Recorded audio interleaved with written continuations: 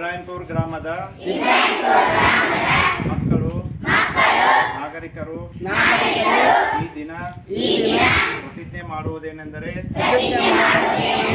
Dengue, chicken ಗುನ್ಯಾ ರೋಗಗಳು, Aedes, Egyptian ಎಂಬ ಸೊಳ್ಳೆಗಳಿಂದ ಹರಡುವ ರೋಗಗಳಾಗಿದ್ದು ಈ ಸೊಳ್ಳೆಗಳು ನಮ್ಮ ಮನೆಯಲ್ಲಿ ತುಂಬಿಟ್ಟ ನೀರಿನಲ್ಲಿ ಮತ್ತು ಮನೆಯ ಸುತ್ತಮುತ್ತಲಿನ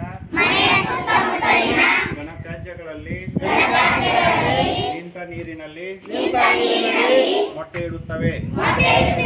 ಹಾಗಾಗಿ ನಾವು ನಮ್ಮ ಮನೆಯಲ್ಲಿ ಇರುವ ತುಂಬಿಟ್ಟ ನೀರನ್ನು 4 ದಿನಗಳಿಗೊಮ್ಮೆ ಸಂಪೂರ್ಣ ಚೆಲ್ಲಿ ತಿಕ್ಕಿ ತೊಳೆದು ನೀರು ತುಂಬಿಸುತ್ತೇವೆ.